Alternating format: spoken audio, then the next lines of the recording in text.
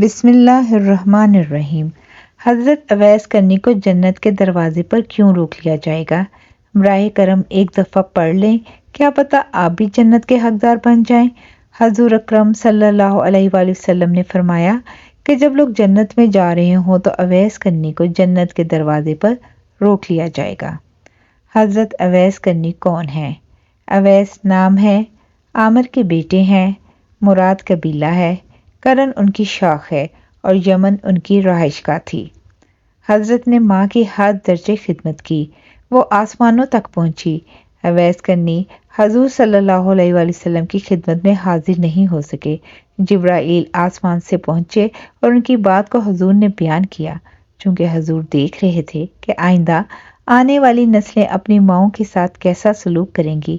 ایک سائل نے سوال کیا، یا رسول اللہ صلی اللہ علیہ وآلہ وسلم، قیامت کب آئے گی؟ تو آپ نے ارشاد فرمایا، مجھے نہیں معلوم کب آئے گی۔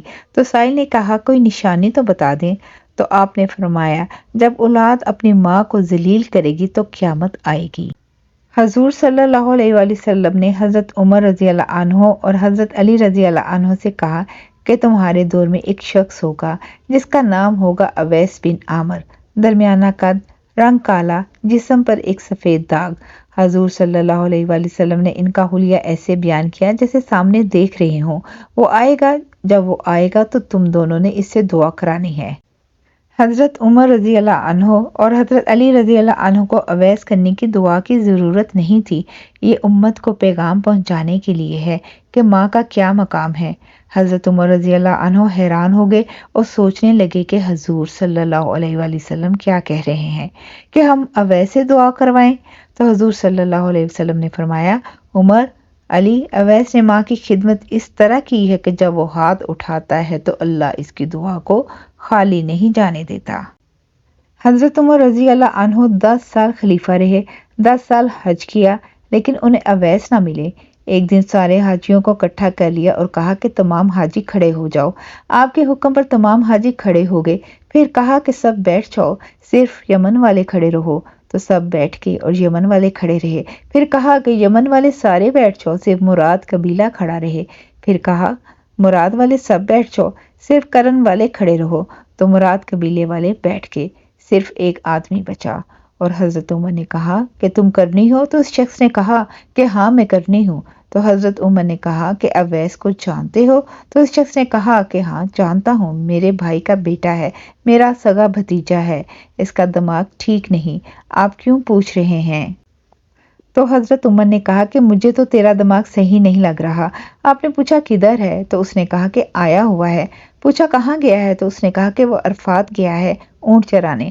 آپ نے حضرت علی کو ساتھ لیا اور عرفات کی طرف دوڑ لگا دی۔ جب وہاں پہنچے تو دیکھا کہ اویس کرنی درخت کے نیچے نماز پڑھ رہے ہیں اور اونٹ چاروں طرف چر رہے ہیں۔ یا کر بیٹھ گئے اور اویس کرنی کی نماز ختم ہونے کا انتظار کرنے لگے۔ جب حضرت اویس نے محسوس کیا کہ 2 آدمی آ گئے تو انہوں نے نماز مختصر کر دی، سلام پھیرا۔ تو حضرت عمر نے پوچھا، کون ہو بھائی؟ تو کہا، جی میں مزدور ہوں۔ اسے خبر نہیں کہ یہ کون ہے۔ تو حضرت عمر نے کہا کہ تیرا نام کیا ہے؟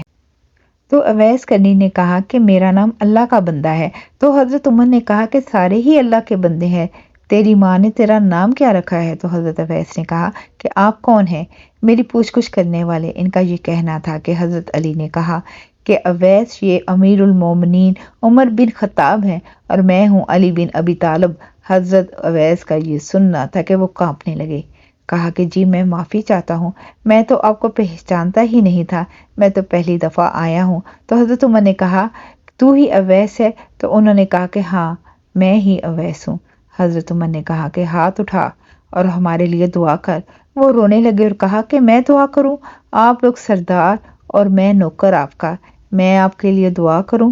تو حضرت عمر نے کہا کہ ہاں، اللہ کے نبی نے فرمایا تھا، عمر اور علی جیسی ہستیوں کے لیے حضرت اویس کے ہاتھ اٹھوائے گئے۔ کس لیے؟ اس کے پیچھے جہاد نہیں، تبلیغ نہیں، تصوف نہیں، اس کے پیچھے ماں کی خدمت ہے۔ جب لوگ جنت میں جا رہے ہوں گے تو حضرت اویس کرنی بھی چلیں گے۔ اس وقت اللہ تعالیٰ فرمائیں گے کہ باقیوں کو جانے دو اور اویس کو روک لو۔ اس وقت حضرت اویس کرنی پریشان ہو جائیں گے اور کہیں گے کہ اے اللہ، آپ نے مجھے دروازے پر کیوں روک لیا؟ تو مجھ سے اس وقت اللہ تعالیٰ فرمائیں گے کہ پیچھے دیکھو۔ جب پیچھے دیکھیں گے تو پیچھے کروڑوں اربوں کی تعداد میں جہنمی کھڑے ہوں گے۔ تو اس وقت اللہ فرمائے گا کہ اویس، تیری ایک نیکی نے مجھے بہت خوش کیا ہے، ماں کی خدمت۔ تو انگلی کا اشارہ کر، جدھر جدھر تیری انگلی پھرتی جائے گی میں تیرے طفیل ان کو جنت میں داخل کر دوں گا۔ سبحان اللہ، جزاک اللہ خیر۔